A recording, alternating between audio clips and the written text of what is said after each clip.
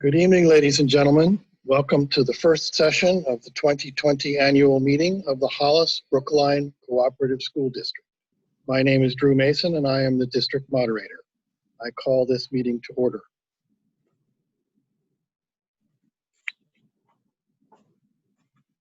I invite you to join me in the Pledge of Allegiance. I pledge allegiance to the flag of the United States of America and to the republic for which it stands, one nation, under God, indivisible, with liberty and justice for all.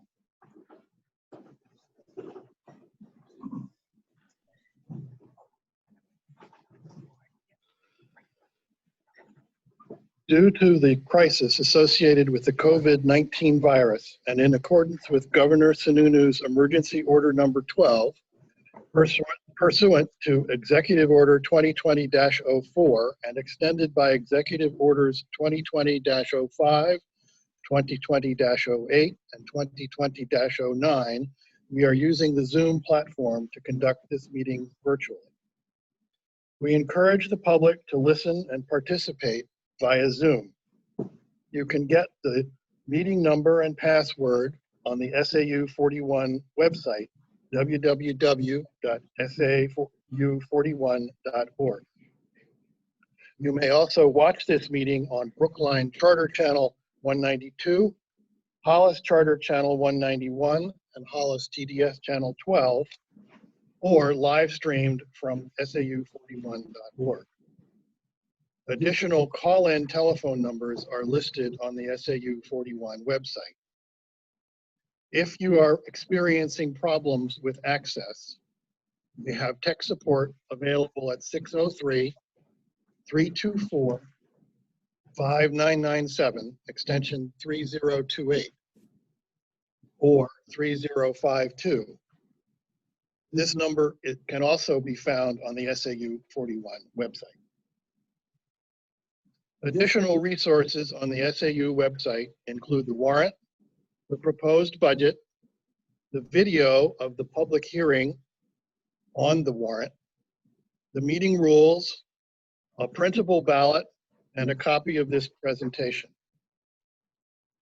If you joined by a Zoom, you can see that your video is turned off and you have been muted. We have done that for most participants to cut down on the required bandwidth for the meeting and to reduce distractions. If you are recognized to speak, the host will enable your video and you may have to unmute yourself as well. Please set your screen name to your first and last names so we know who we are addressing.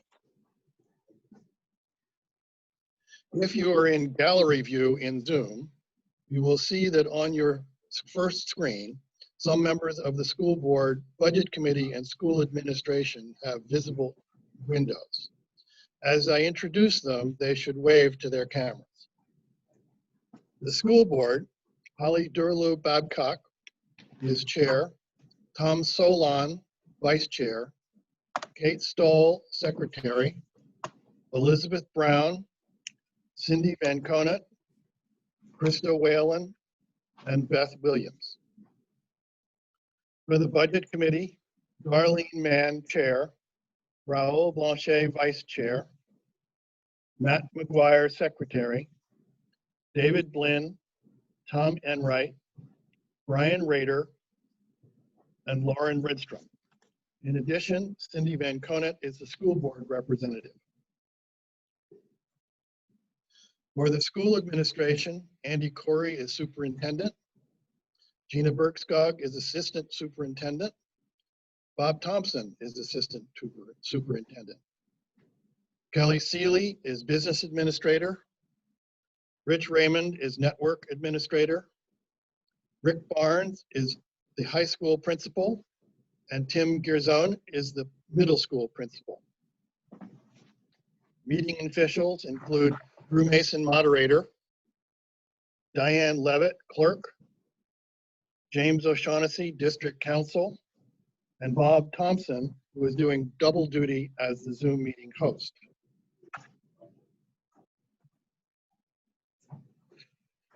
Yes, we have a co-op annual meeting going on, but we're in the middle of a political year. We have two elections coming up, the statewide primary on Tuesday, September 8th. In this primary, the parties will be choosing their candidates for a number of offices, including governor, United States Senator, United States Representative, state rep, state senator, and some local offices as well. The general election that we are all looking forward to is on Tuesday, November 3rd.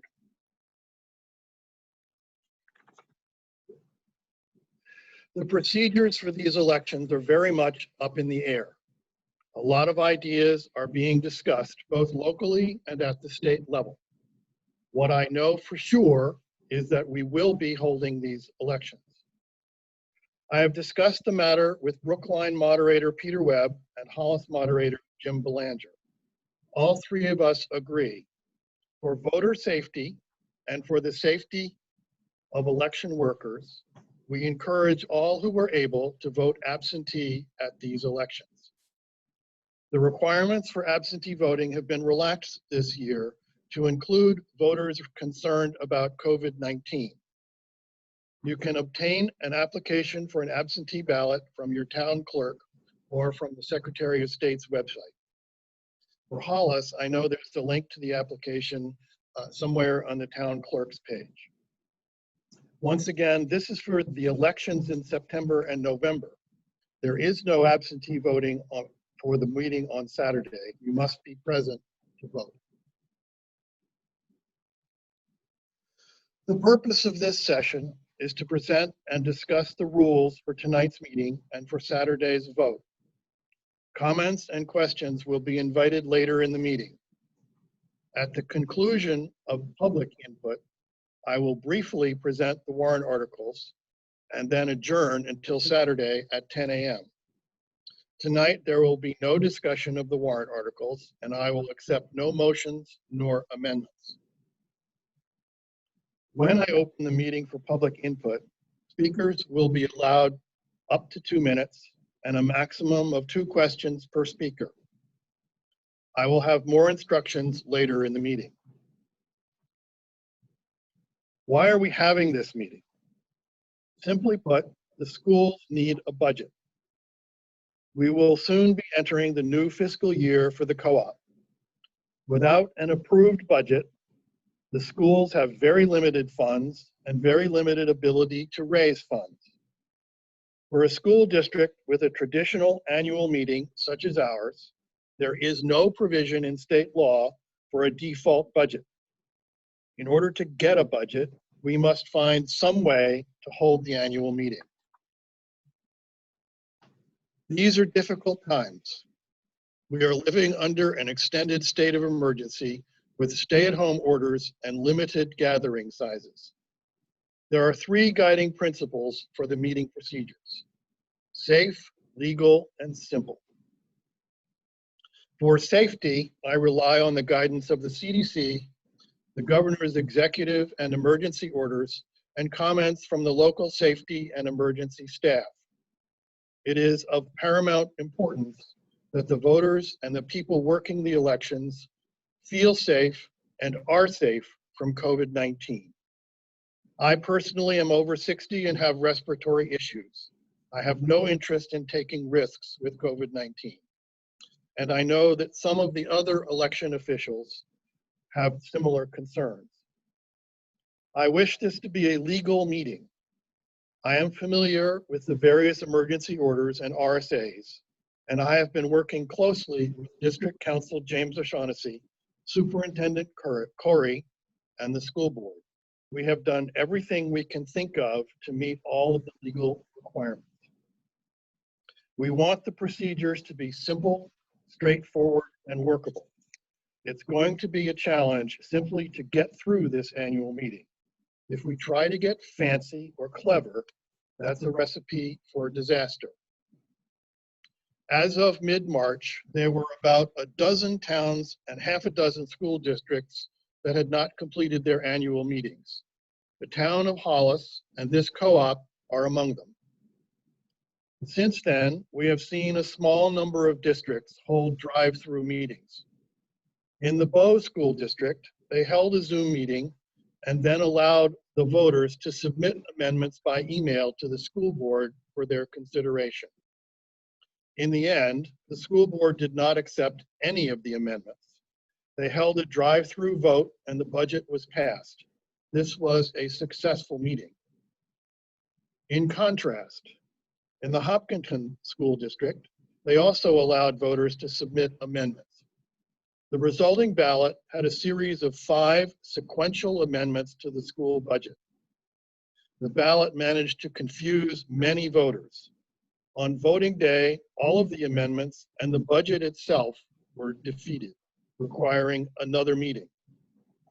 Last Saturday, they held another drive-through vote, which also failed. Their meeting has been adjourned until August, still with no budget. With these examples in front of us, we have tried to make what we vote on and how we vote as simple as possible. After tonight's session, further comments may be submitted by email to the email address moderator@sau41.org or by voicemail to 603-324-5997, extension 3028. Please include a statement that the submitter is a registered voter in Hollis or Brookline, the voter name, the voter address, the voter town, and a phone number in case further clarification is needed. Comments will be accepted up until 3 p.m. Friday, that's tomorrow. Submissions will not be considered if inappropriate or offensive, or they do not properly identify the voter. We will include a summary of the comments in the meeting minutes. A copy of Saturday's ballot is available at sau41.org. To save time on Saturday, you may download, print, mark up, and bring your ballot with you. Some folks downloaded a ballot and it had a draft watermark. Other than the watermark, there is no difference between the draft ballot and the final one now available. And I apologize for the mix-up. We will accept either one tomorrow. To help the counters, if you print your own, we prefer one-sided 2 sheets and stapled, but we will accept either of those forms tomorrow. Saturday. And feel free, if you have a draft one, feel free to download the final one if you like. Drive-through voting will be conducted from 10 to 3. At 3, anyone still in line will be allowed to vote. Brookline will vote at the middle school and Hollis will vote at the high school. The National Weather Service forecasts a chance of rain and a chance of thunderstorm on Saturday. Unless it is raining hard, we will keep going.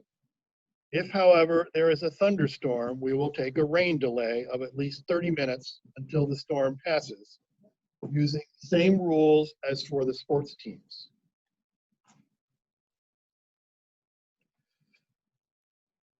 For drive-through voting, voters should remain in their vehicles at all times. There will be no access to the school buildings. And for the safety of election workers and fellow voters, please do not arrive by foot or by bike. If you do, you will just have to wait in line with all of the vehicles. We will observe proper social distancing with masks and gloves as appropriate.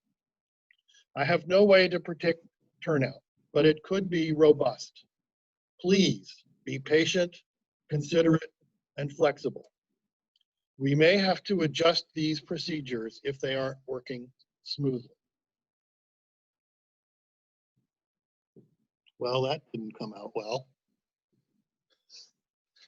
This was a screenshot from Google that has half pink.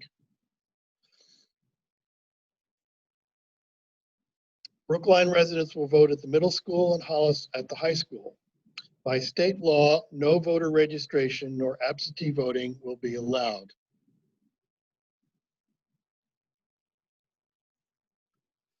As general procedures, drivers will drive up to the designated spot for check-in and leave their windows rolled up. Please place photo IDs for all voters on the driver's side window so an assistant can read them. The assistant will relay the voter names and addresses to the ballot clerk.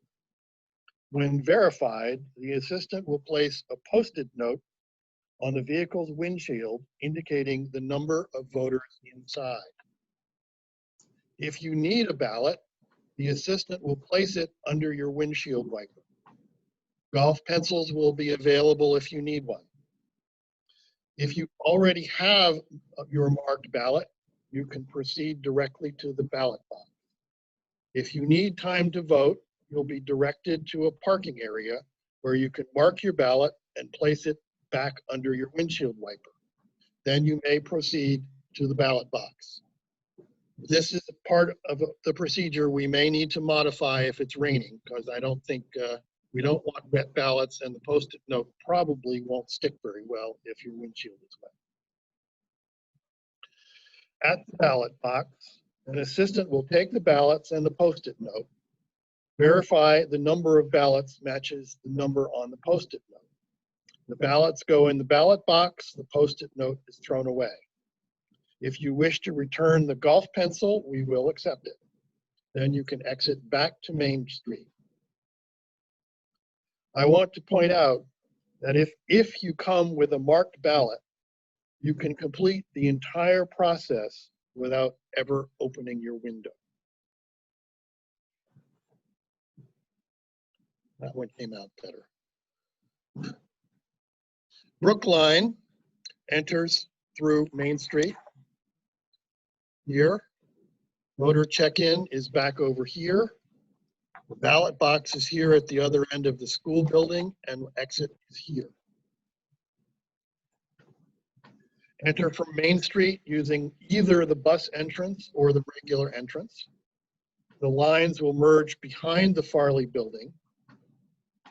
You will swing back behind this grassy area, and the voter check-in area will be under tents here at the far end of that parking lot.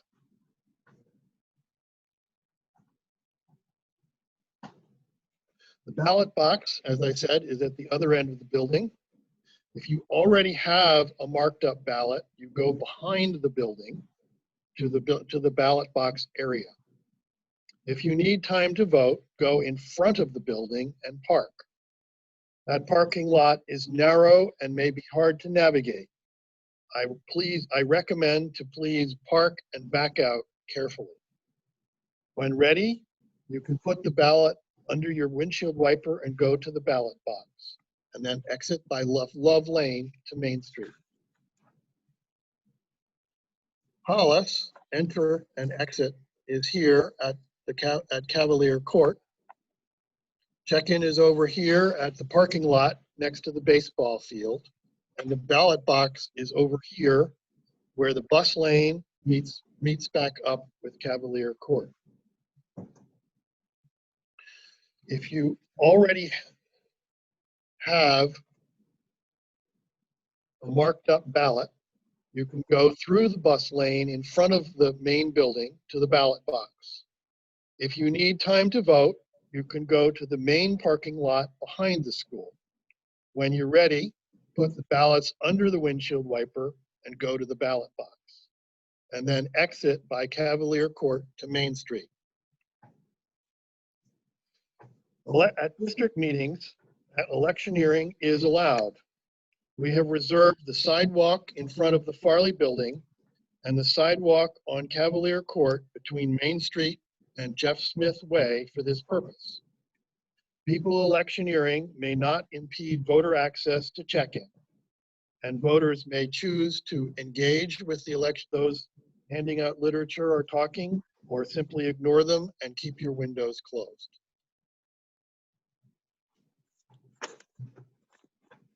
After the polls close, we will take a short break and reconvene in the middle school multipurpose room for counting. For worker safety, we ask that we keep the number of people in the room to a minimum. The counting process will be live streamed, and if we can work out some technical details, will also be broadcast on the cable TV channel. When we are ready, I will announce the results and end the meeting. The final results will also be posted on the SAU website. There are three possible outcomes from the meeting. First, if the rules fail to pass, the meeting gets adjourned to a specific date and time and place, and the votes on the articles are not counted. Second, if the rules pass, but the budget, which is Article 4, is defeated, all other articles pass or fail based on their counts, and the meeting is adjourned to a specific date, time, and place to address only the budget. And third, if the rules pass and the budget passes, all the other votes also pass or fail based on the counts. At that point, the meeting would be complete and will be dissolved. As anyone who has used Zoom can attest, large Zoom meetings are a bit awkward to manage. Coordination about muting and unmuting can be challenging, and everything takes longer. The Zoom chat feature is only enabled between each participant and the meeting host. If you wish to speak, send a chat message to the host. If you have joined the meeting through one of the phone lines, you can use your keypad. *9 will notify the host that you want to speak. *6 will mute or unmute your phone. We will take speakers in the order that messages are received. When recognized, the host will enable your video and unmute you. You may also need to enable your own video and audio. Speakers will have a 2-minute maximum and be limited to at most 2 questions. When recognized and unmuted, please state your name, address, town, and state that you are a registered voter in your town. Please keep your topic to the meeting rules. Be brief, germane, and polite. Anyone who, in my opinion, violates these rules will be cut off by the host. With that introduction, I open the meeting for public input.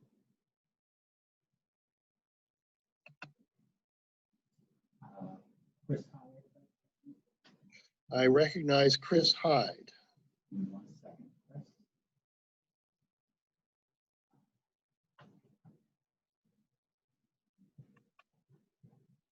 Can you hear me? Yes. Okay, so thank you very much, Mr. Moderator, and good job on trying to cope with a difficult situation. A couple of concerns and questions. I want to clarify and just be sure from what I heard you say on the rules that you're looking for single-sided printout. I can't hear you, Chris. You can't. I thought you said you could. Can Yeah, Chris. Can other people hear Chris? Can you try again? I'm unmuted. Can you hear me? Try again. I'm speaking now. There we go. You got it? Got it. Okay. Yeah, I had to turn my speaker on. Okay, very good. So I'll start from the top. Then thank you, Mr. Moderator. Thank you for the opportunity to address you and also to commend the efforts in this unusual time. A couple of questions and a concern. One, just for clarification on your rules about ballots and placements under the windshield. You did say that you wanted single-sided printouts, preferably stapled together for each. Is that correct? Preferably, but we will take it any way you give it. Whichever way it is. Okay, fair enough. That's fine. A concern I have is with publication and publicity and notification to the residents of the town. There's an awful lot of people that have no idea this is going on or the procedure. And I'm wondering, aside from trying to post it on the couple of signboards that are around town, et cetera, is there any plans further, for instance, using Code Red or anything like that to further promulgate awareness? Andy, do you want to take that? Can you unmute Andy Corey, please? Thank you for the question, Chris. Yeah, and I'll have one other after. Chris, we did ask to use Code Red. That we were told that was for emergency use. The town of Brookline did use Code Red, and they sent out a text, an email, and a phone to all their citizens. I'd be happy to ask again tomorrow and see if the town would consider that. Terrific. I appreciate that. I may send a message to the selectmen urging them to do so. I know it's a concern amongst a variety of board members. So thank you. So the last point I'm also a little concerned of in terms of the petition warrant articles on there relative to trying to just get through the bare operations budget on there. Was there impediments to just saying for this year only, if there's petitions on there that we could eliminate them off? Was that a consideration made, or is that something that was thought to be not legal? Because I think there's particularly the petitions that are on there have a potential for huge disruption and confusion. We did consider that. Basically, there is no ability whatsoever to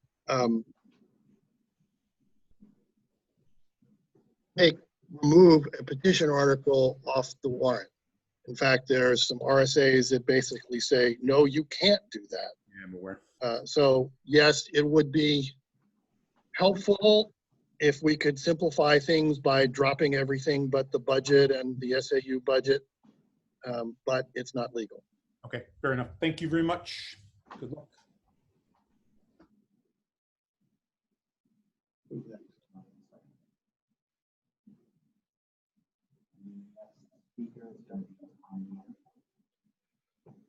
I recognize Tom Guillen.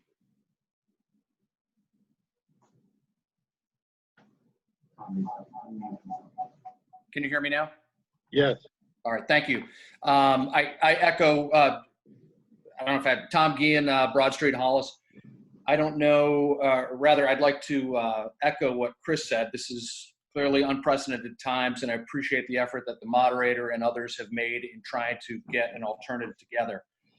Having said that, I'm very concerned about going forward in this manner. It's not clear to me that the governor's emergency orders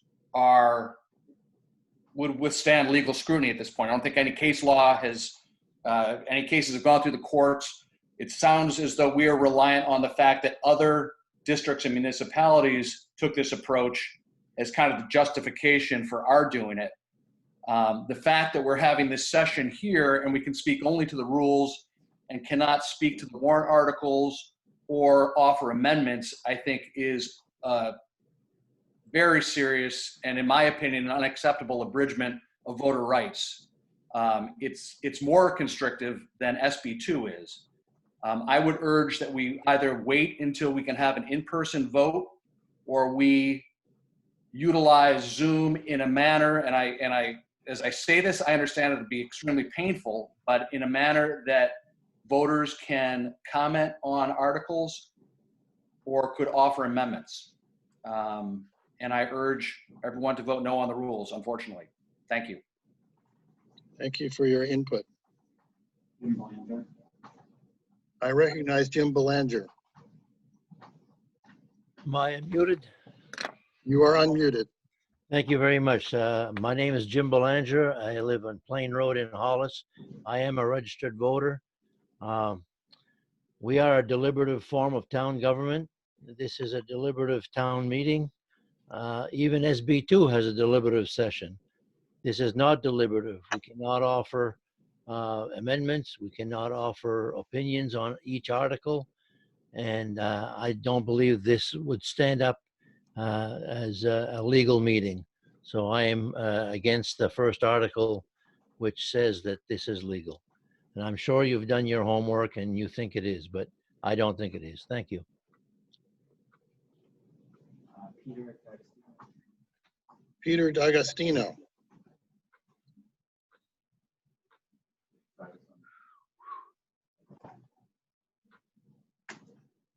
Can you hear me? Yes. Hi, Mr. Moderator. Peter D'Agostino, 9 Lewis Drive, Brookline, registered voter.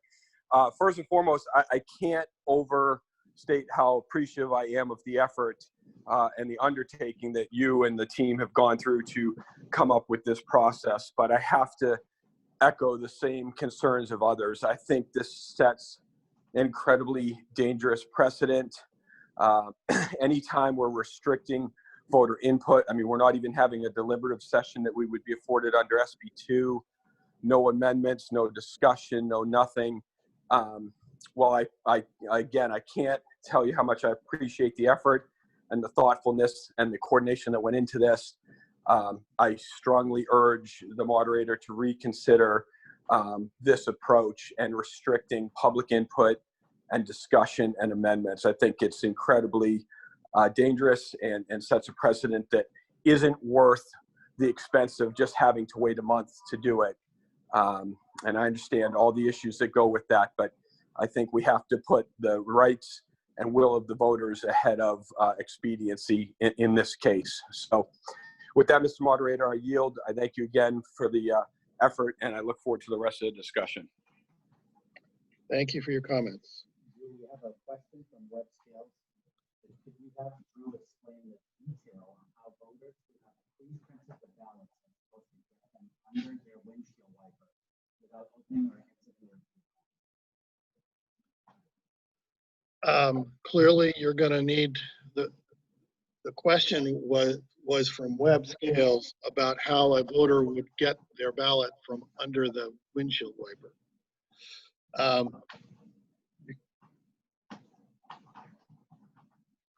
Clearly, you're going to have to open the window, but for most vehicles, you can reach the windshield without actually exiting the vehicle.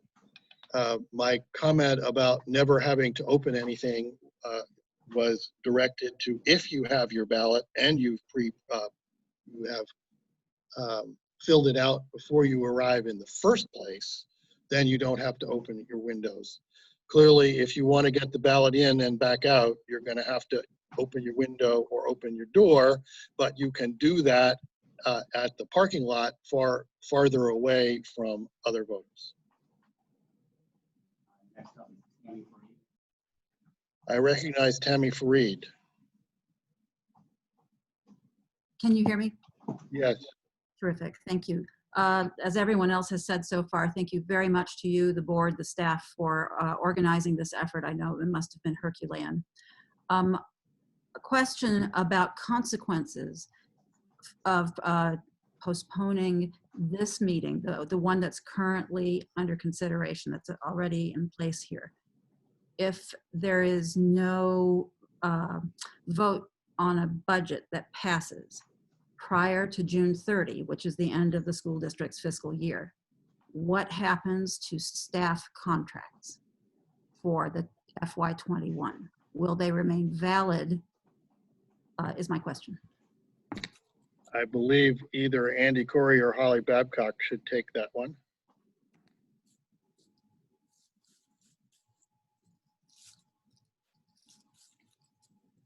Who might okay, hold on. Andy. Andy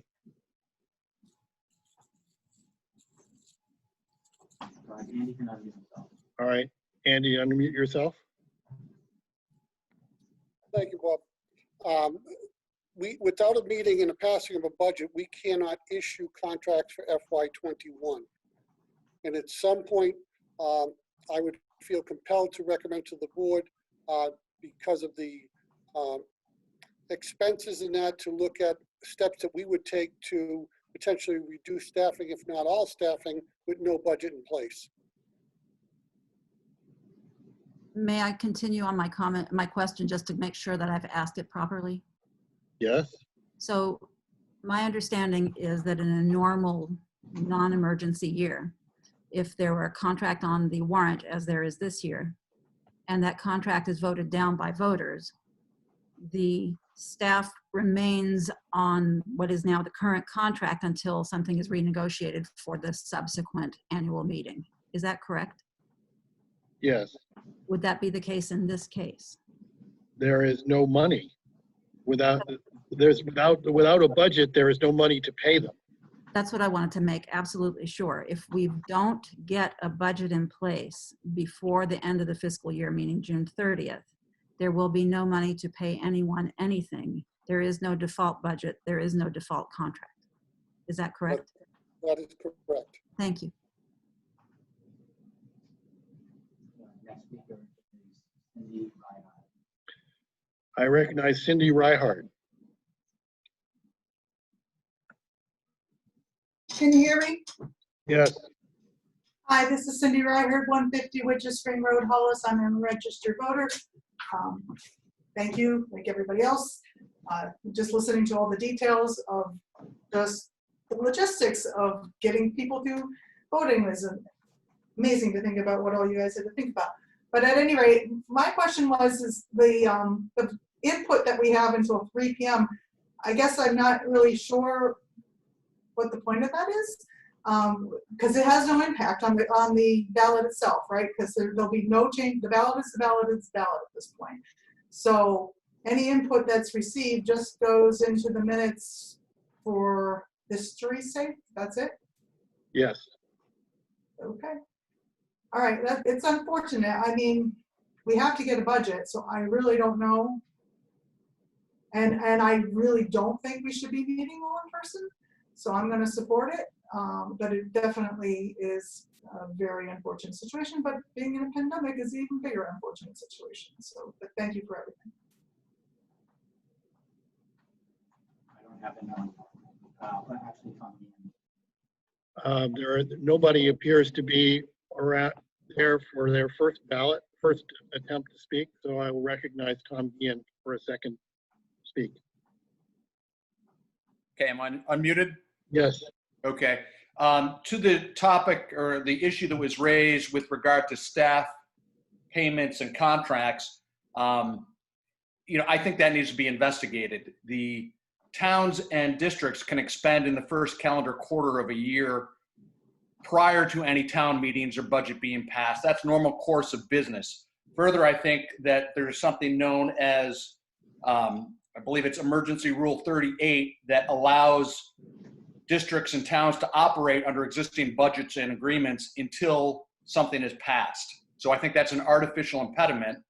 And finally, I would add the fact that this is coming up and we cannot have a dialogue in the traditional way further underscores my concerns about this approach to the meeting. Thank you. I want to address one of those points, and then I'll ask Andy Corey if he has any comments. Regarding Emergency Order 38, that order is an emergency order, and as you indicated, it is there to deal with districts whose annual fiscal year goes from January to December, but whose annual meeting is in March. This district's fiscal year goes from July to June. But more important, it's an emergency order. If the governor should choose to lift that order at the end of July, that order is gone. And so whatever cover that order may or may not provide is gone, at which point we're back into deep trouble. Andy. I would just reiterate the point that the level of discomfort of not having a budget and having to offer teachers contracts would obligate us to those contracts for next fiscal year. And not knowing what funds we will have to honor those contracts is a risk that I couldn't recommend to the board. Do we have legal counsel available on this topic? We have Attorney O'Shaughnessy is on this call. And as to the notion that the emergency orders could be lifted, when the moderator started this meeting, we went through a litany of emergency orders that provide the justification for going forward in this manner. So I would suggest we're operating under the same risk. Well, right now, we are under a state of emergency, and we have no indication that it will be raised by Saturday. But the budget goes for the entire year. I have no inside knowledge of when the governor may or may not lift the emergency orders. Go ahead, Jim. Hi, can you hear me? Yes. Well, I think, Tom, your point about the questionable authority of the governor's orders, to me, really underscores why I wouldn't advise the district to rely on Emergency Order 38 and enter into a new fiscal year without any budget in place. The provision of RSA 3213 Roman numeral 2, which allows towns with a calendar year budget and a different fiscal year budget, that gap expenditure authorization only applies to towns by statute. The governor's order purports to extend that authorization to school districts, but I have a real issue relying and advising my clients to rely on a governor issuing an order that extends a statute to apply to a totally separate form of municipality. That's sort of my primary concern. I can't, as an attorney, I can't advise a district to rely on that authorization with very much confidence whatsoever. Additionally, the order itself references that it will extend so long as the emergency order is in place. So again, there is a built-in cap to how long that authorization would remain in place. Additionally, unlike towns which have those different fiscal year budgets, I think the Hollis Brookline expenditures that would happen in July and August, from what I understand, especially for paying contractual obligations, are fairly significant. So we're relying on making expenditures without a budget in place, which I don't think is the position that the governing body or the superintendent wants to be in. They're very reluctant to start spending hundreds of thousands of dollars without a budget, and I think that's why they've really pushed for having some kind of a meeting and some kind of an option for adopting a budget. So I also want to just answer with respect to the collective bargaining agreement. I believe what you're voting on is the third year of a 3-year CBA, and what you're voting to do is ratify the cost items for that third year, which haven't been standardized yet. So if there is no annual meeting, those contracts will freeze, and any pay increases that were negotiated will freeze and remain in place until the legislative body ratifies that contract. So that's the official legal answer to that question.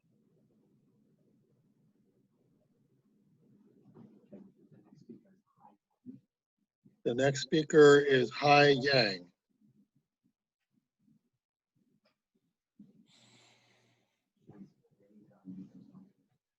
Can you unmute yourself, please?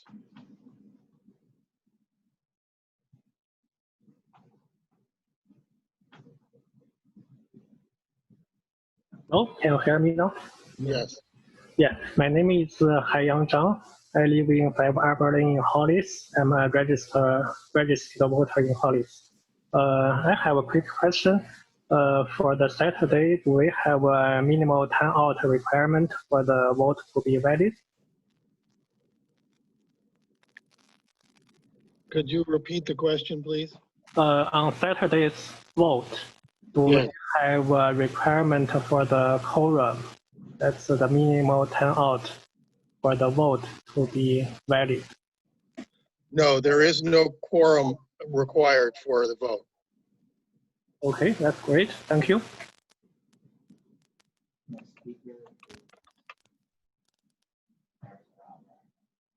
I recognize Eric Power. Hello, Eric Power, 12 Westview Road, Brookline. I'm a registered voter. I had a question about if there was a close count in the balloting, what the recount procedure would be if you don't, reach the supermajority on SB2 or the tax cap or majority on any of the other articles, what's the procedure for doing a recount? Well, per state law, if there is no recount unless the count is within 10%, and we will be doing an automatic recount of any vote that comes within 10% of the total number voted. So we will do one automatically, and if there's still, I believe that voters still have the right to request another recount in writing within just a small number of days of the results. But we will, as I say, we will automatically recount anything that is within 10%. I'd like to say that this plan seems to work very well. I appreciate all the thought that went into this plan. It's a very difficult time. We're trying to keep everybody safe. There's really no good answer to do this. And we've, waited as long as we can, almost to the end of the fiscal year, to have this meeting in this format. And I think, we should adopt the rules and everybody should vote on their articles based on how they feel and what they feel is the right level of spending. And I think that, that will let us move forward and for the education of the Hollis Brookline students. Thank you. Thank you for your comments.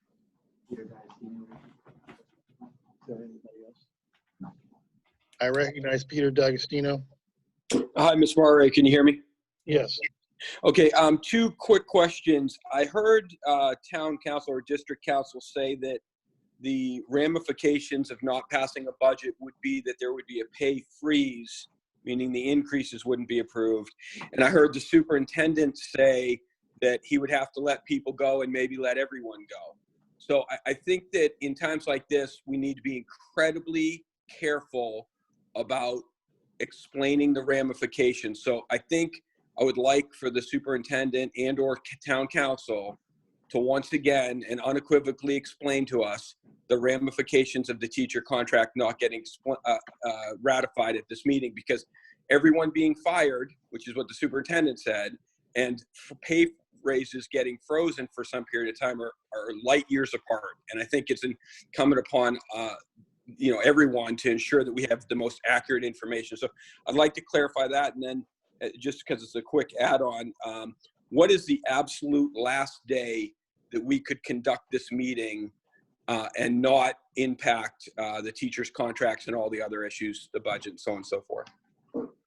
Let me before I recognize Superintendent Corey and Council O'Shaughnessy, I want to clarify that there are two separate issues here regarding staff pay.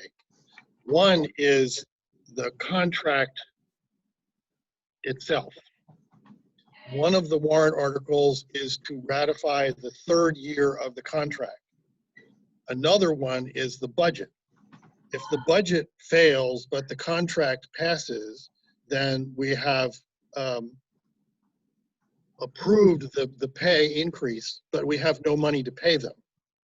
Alternatively, if the budget passes, but the contract fails, then they have money, but they will continue at the current rate of pay. Okay, so I think that answers my first question. Andy, do you have any further clarification? No, I think that's correct. I think I was speaking to the overall budget and Jim was speaking to the collective bargaining agreement. And I think Drew's explanation clarifies that. Does that help you, Mr. Agostino? Yes, that clarified it for me. And then the second question was, what is the last day that we could host this meeting legally and not have all those bad things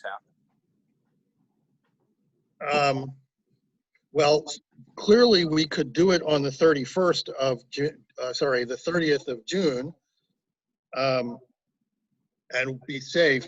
There may be some time into July where there's no impact, but as I said early in my comments, without a budget, the school has not a whole lot of money to play with and not a lot of ways to raise money. So I would defer to Andy Corey to say if there was some date past the 1st of July when we could still satisfy everything. We could go to the end of the month. If the budget was passed then, I have 15 days to get a teacher's contract out to them. But again, if the budget passes, we hit July 1st, they're already on the payroll. It's just a matter of executing the contracts and getting those documents to them and returned. Okay, Mr. Moderator, I appreciate it. I guess my response to that would be that it seems to me that weeks have turned into months as it relates to this pandemic, and a lot could change over the next few weeks. And the hassle and time constraints of having to flip the teacher's contract in just a matter of a couple of weeks, while I understand there's a logistical issue there, it seems as though that pales in comparison to giving away all the voters' rights and the ability to make amendments and have discussion and so on and so forth. So with that in mind, I would again urge you to maybe even reconsider postponing this to the last possible day so that we knew we've made every effort before we give up those rights and the ability to have the discussion and make amendments and do all those things. I think if that would at least seem as though we've made every effort before we did something so incredibly drastic. So with that, I've probably exceeded my time. I appreciate it, Mr. Moderator. Thank you for your comment. I recognize Tammy Fareed. Thank you, Mr. Moderator. Tammy Fareed, 9 Winding Valley Road, Hollis. I'm a Hollis voter, registered voter. My question has to do with the SAU budget, the SAU contracts, et cetera. In a typical warrant, if the SAU warrant article, the proposed budget in the article does not pass, there's a default number. But again, I believe, and this is, I'm formulating this as a statement, but I really mean it as a question. I believe that if a budget isn't passed through the co-op, then the SAU's staff also is not fully funded for their contractual obligations, for our contractual obligations with them through that one district, even though Hollis's annual meeting's already concluded and that budgeting is in place. And I'm curious about what the consequences of that would be.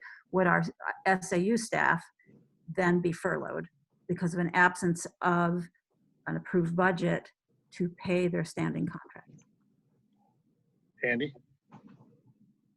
In the case of the SAU budget, the dilemma is that it has already been before the Brookline voters and the Hollis voters. And to complete the process needs to go before the co-op voters. There is a default in the SAU. We have asked a legal question and still awaiting for an answer, but I don't believe we can simply go to the default because the voting has not finished, which identifies which budget has been selected by the legislative bodies. There's a point of order has been qualified. Point of order, there's not a comment on the rules we are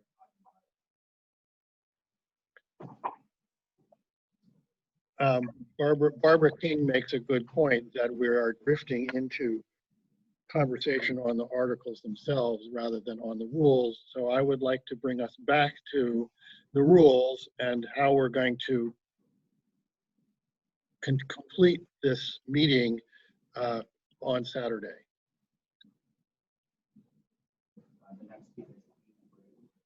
I recognize Amy Brady.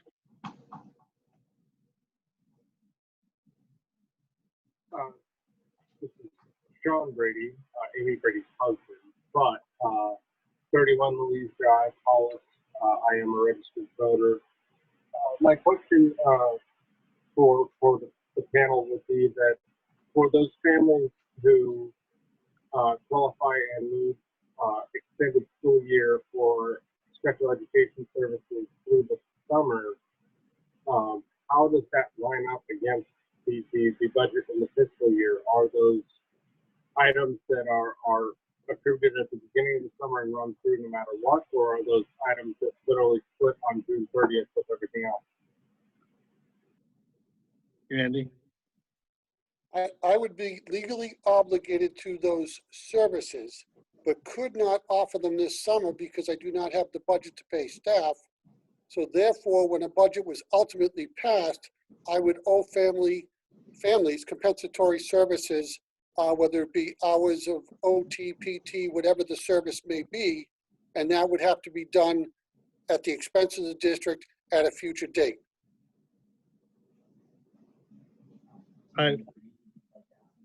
I realize that there is a fine line between comments about the warrant articles, comments about the process, and trying to explore the consequences of failure of various things to vote, to pass.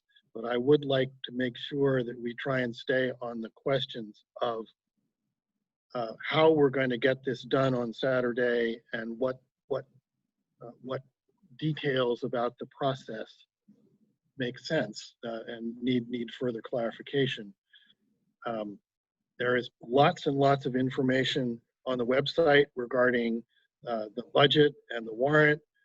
There are lots of meeting minutes and videos that people can consult. And I'm sure there's a great deal of information out there on social media about all kinds of questions related here. I recognize Tammy Fareed.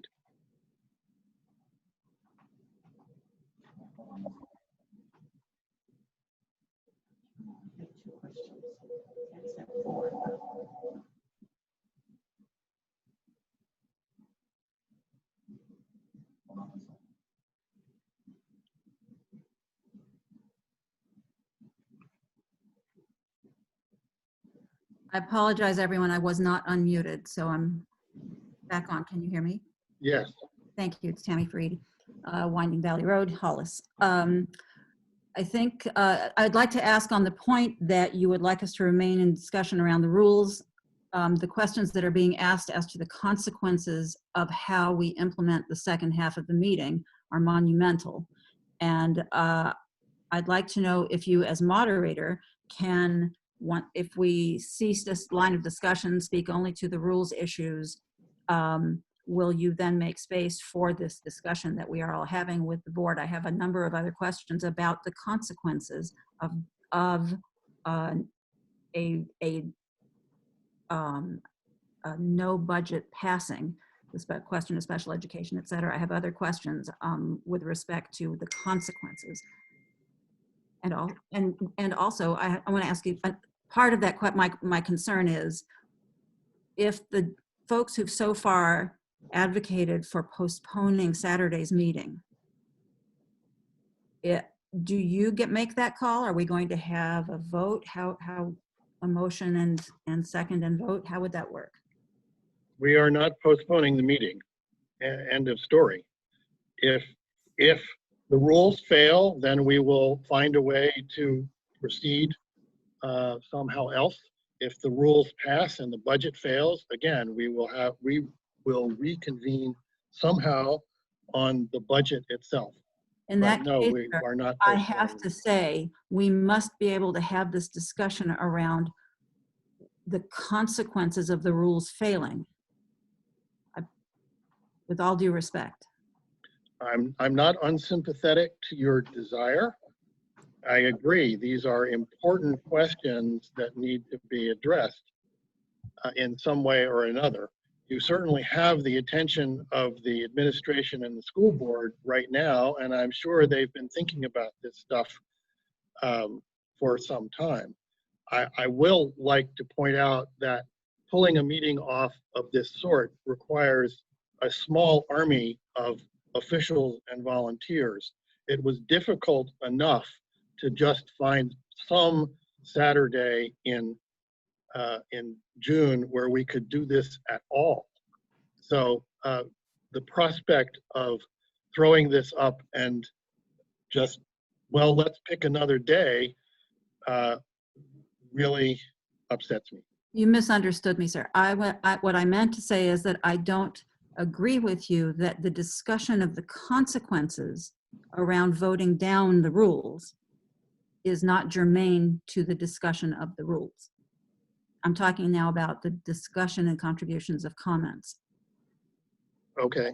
So I have another question about the SAU staff. I would like a stronger sense of what will happen with the SAU staff.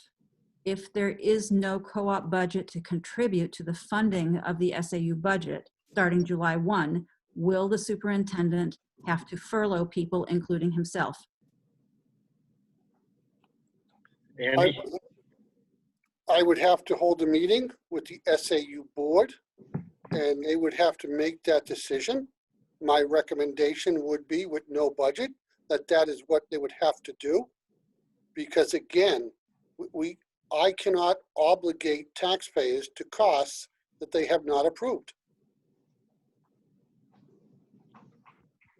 In that case, while I completely agree with Mr. Gehan, Mr. D'Agostino, and others who've commented that voter rights are in a precipitous condition with this current arrangement, the chaos and destruction to our educational program across 2 towns and 3 districts is at such high risk that we must petition the police and other, not the police, I'm sorry, the selectmen, to use the Alert Now system to notify all citizens of the Saturday meeting. Thank you. Thank you for your comments, Tammy.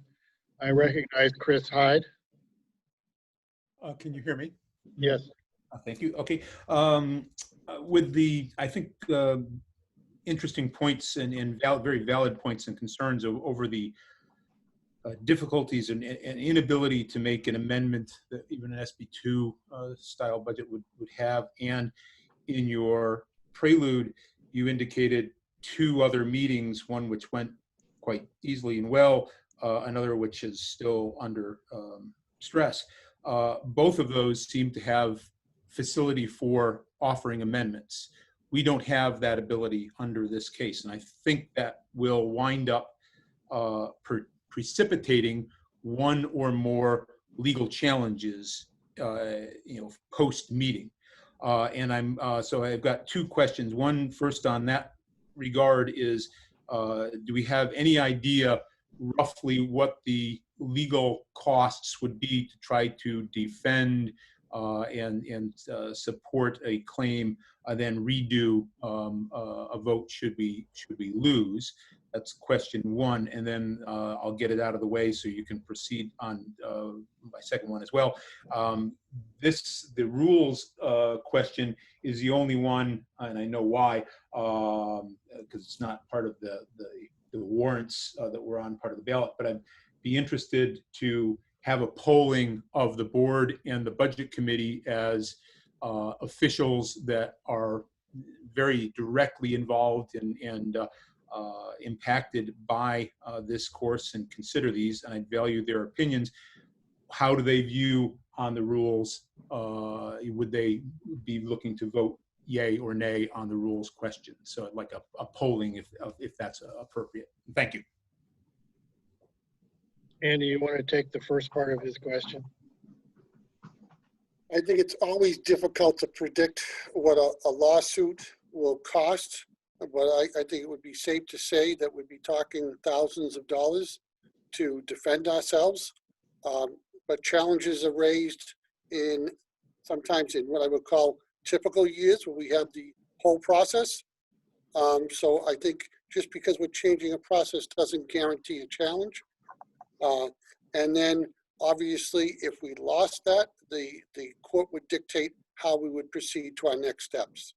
I don't know if Jim has any thoughts on that as legal counsel. All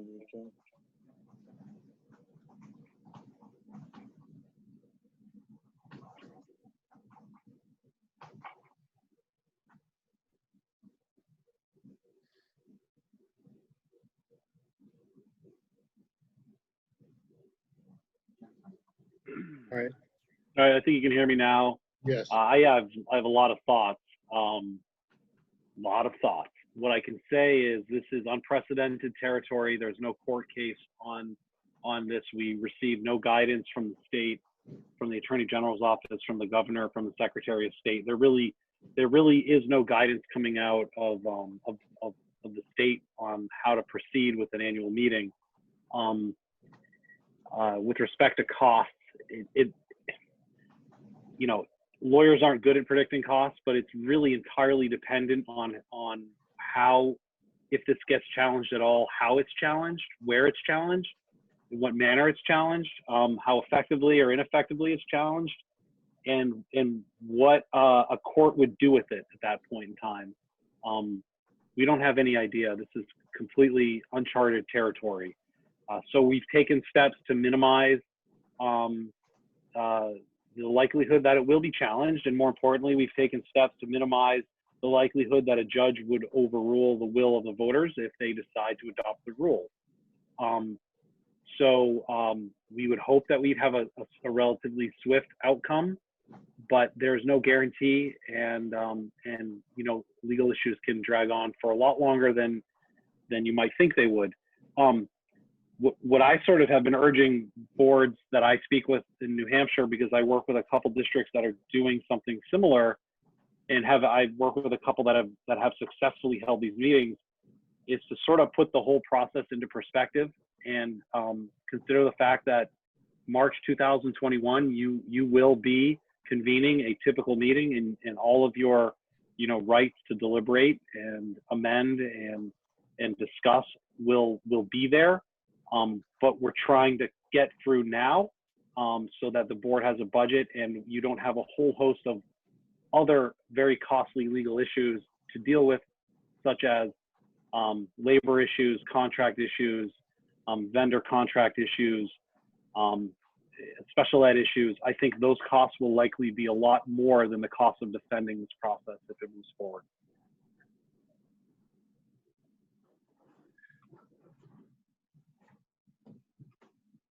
Chris is asking the school board to comment on the rules or indicate their relative support of the rules. And I am willing to let them comment, but I don't feel that they are required to say anything whatsoever. But I recognize Holly Durloop-Babcock.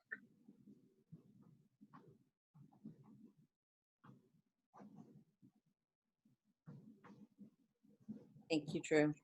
I'm not going to ask the board, our boards, to poll or be polled. I don't think that's necessary at this point. I will say that the school board was in consultation and made these decisions with Drew. I will say that not everyone on the school board agrees with how this has gone, but we really considered all of the options and all of the different ways that we could approach this. And we wanted to give the voters the chance to vote. We have given the voters an opportunity to vote on these rules, which in effect is a way of saying, I want amendments or I don't want amendments. So we are asking the voters to show up and to vote on all of this. So I think I'll stop there. Is there anyone else waiting? Anybody else? How beyond that? We have two additional speakers, Rob Mann and Kate McGee. Okay. What was the first one? Carrie Colbert. I recognize Carrie Colbert.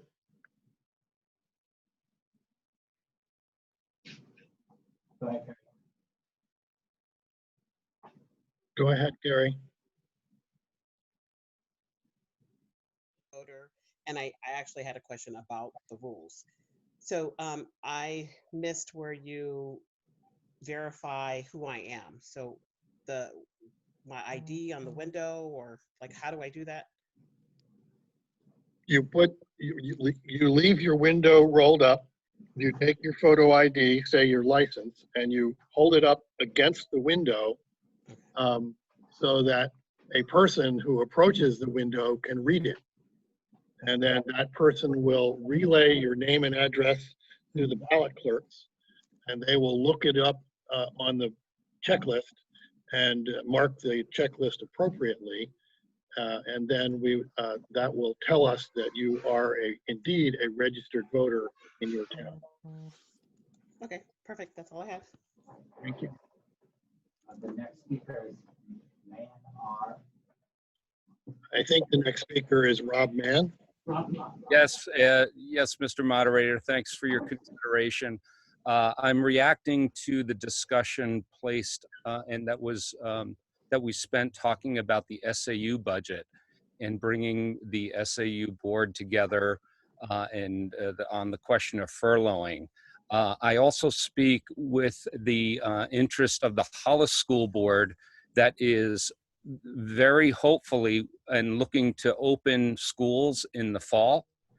And if, as a governing board member, if the question comes before me that do we have to furlough administrators because we have no budget, I will support that. There is no way I'm going to continue and spend money that we don't have without an SAU budget. So I would ask everyone to consider the cascading consequences here, because I need administrators to help us open the Hollis School District in the fall, and I won't have that. So I just want to leave it there, and I'll go back on mute. Thank you for your consideration. Thank you for your comments. Kat McGee. I recognize Kat McGee. Thank you, Mr. Moderator. Kat McGee from Hayden Road in Hollis, and I'm a registered voter.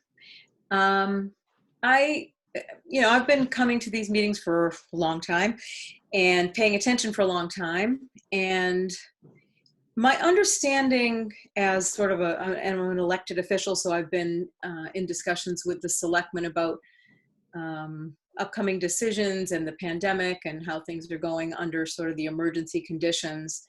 And the way that I view this is that I do agree that it is a wonderful aspect of our town government and our form of government that people are able to provide input and they're able to propose amendments, and that we have a very fulsome process for people being able to participate in the government and the decisions. But in all the time that I have been attending the school meetings and the co-op budget discussions, I've never seen a case where the schools did not do their due diligence and do their utmost in order to bring a reasonable budget that basically included just what they needed and, contract changes. I mean, it's not like we can't trust them, although there may be things that people want to question. One of the reasons that we forestalled and tried to figure out another way to run both the town meeting and the co-op meeting was because we needed to pass budgets, and they're not going to get passed the normal way. And so when I look at our efforts to accommodate discussions and also accommodate continuing to fund the town and fund the schools into the next year in a time of extreme disruption, I would say, to Attorney O'Shaughnessy's point earlier, I mean, I think we are in unprecedented territory, but I think that the emphasis in the understanding is on the fact that we have an obligation to keep the town functioning and the infrastructure supported. And so while I understand it's not ideal for us to just present everything, have a whole bunch of meetings and then close everything up and then ask people to read for themselves and then vote, they still get a vote on all of it. So even though the town meeting may not be run exactly as it's always been, I see this as a very good compromise under the circumstances. And so I just wanted to sort of lay that out there, because I listen a lot and I don't hardly ever comment, but I'm very much in favor of us passing the rules and passing the budget. Thank you for your comments. Sure. Anybody else? I recognize Tammy Fareed.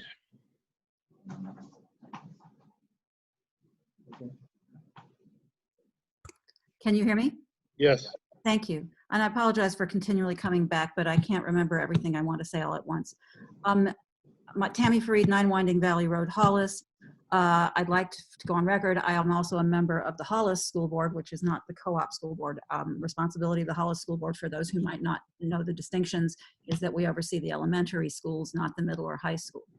My concern is further consequence to not passing the rules or a budget is that, and therefore I'd like to phrase this another question. We currently have contracts with construction vendors for a massive project that's been funded and is coming up in the fall, this summer rather, and the fall. So if we don't have an SAU staff, what happens fiscally to our obligations? What happens fiscally to any of our obligations that are put off, that are not met in the time frame of the contracts? I just want to make clear that there are potentially very significant financial consequences. A gentleman earlier asked about special education, and Andy Corey, the superintendent, responded that there could be retroactive obligations, as we have seen throughout the past few months across the state, where districts could not meet their current obligations. And these retroactive obligations can end up costing a great deal more than they would have in real time, and also could become completely unmanageable.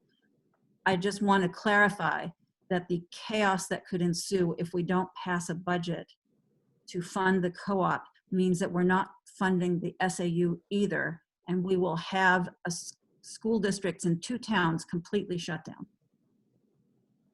Thank you. Was that a question or just a statement? Who knows? I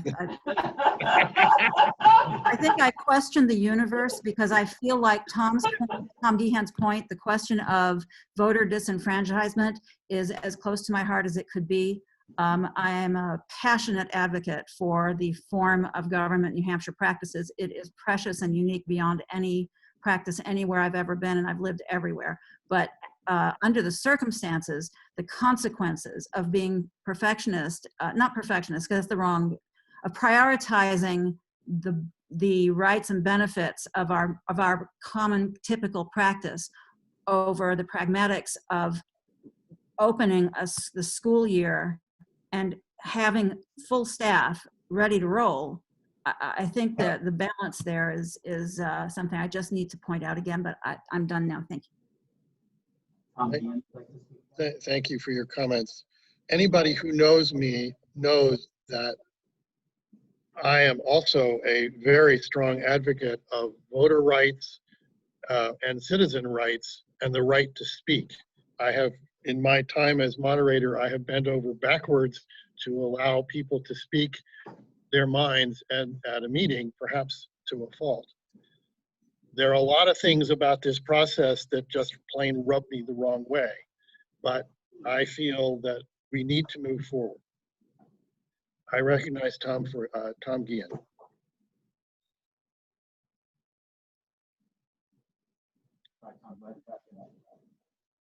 Try again, Tom.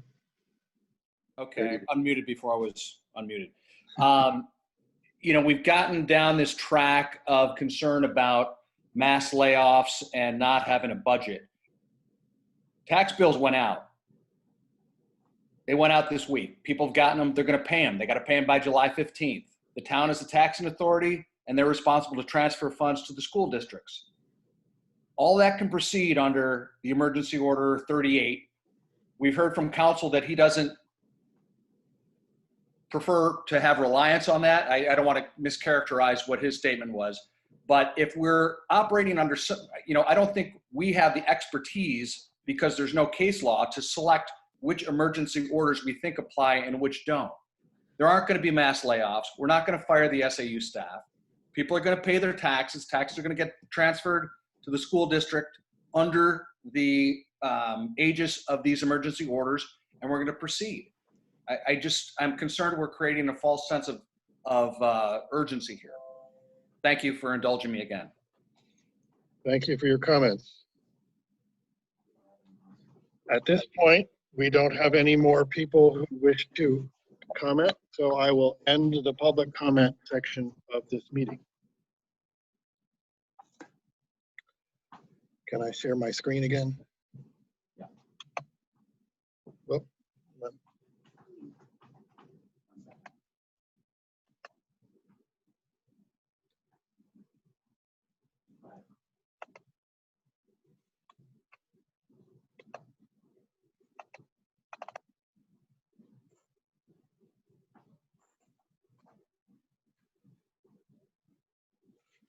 as the final part of this session, I will briefly go over what we are voting on. If you wish more information about the issues, there is a link on the SAU 41 webpage to the public hearing on the warrant. There are also meeting videos and minutes for the school board and budget committee meetings. The first item on the ballot is the question to approve the rules. I am fully aware that this meeting is different from what we are used to.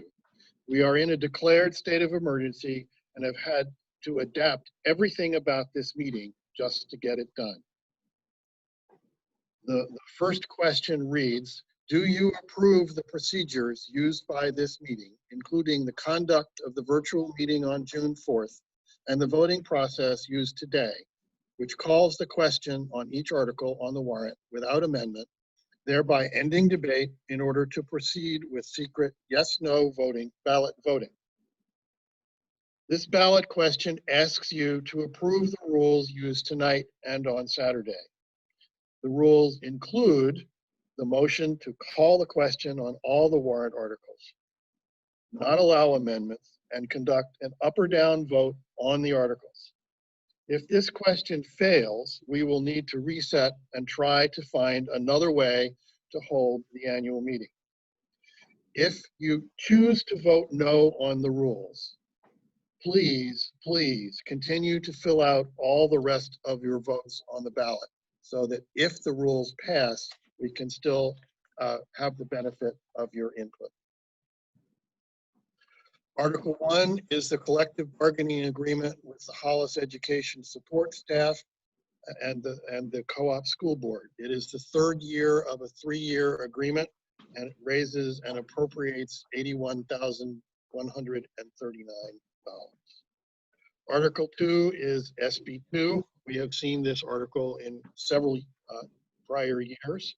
It would change the district from a traditional meeting to one that has a deliberative session and a ballot vote.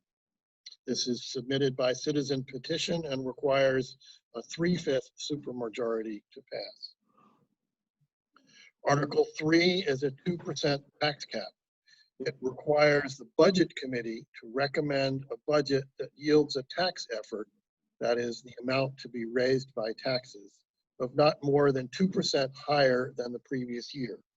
This also was submitted by citizen petition and requires a 3/5 supermajority to pass. We saw this same motion article last year. Article 4 is the co-op school operating budget to raise and appropriate $23,499,072. Article 5 is the SAU budget, raise and appropriate $910,255. And if defeated, the default budget is $877,075. The vote on this article will be combined with the already completed votes in the Hollis School District and the Brookline School District for a total. Article 6 is the Athletic Program and Services Expendable Trust Fund.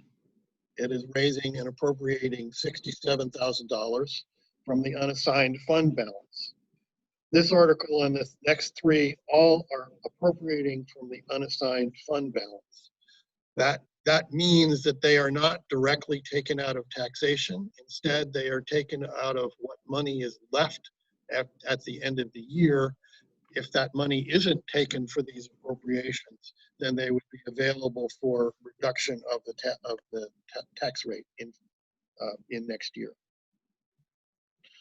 Article 7 is the School Building Facilities Maintenance Expendable Trust Fund. Raise and appropriate $200,000, again from the unassigned fund balance. Article 8 is the Special Education Expendable Trust Fund. Raise and appropriate $25,000 from the unassigned fund balance. Article 9 is a contingency fund to raise and appropriate $100,000 from the unassigned fund balance. Unlike towns that can carry over their contingency funds from year to year, a school district cannot and must raise and appropriate this money every year. Article 10 has no appropriation. It allows the school district to access future year special education funds if costs exceed the budget. Article 11 on the warrant was dropped, and it has to do with any other business that may legally come before the meeting. So with that, I thank you for attending this meeting. I would stress once again, if you choose to vote no on the rules, please fill out all the rest of the questions on the ballot, and I hope to see you on Saturday to vote.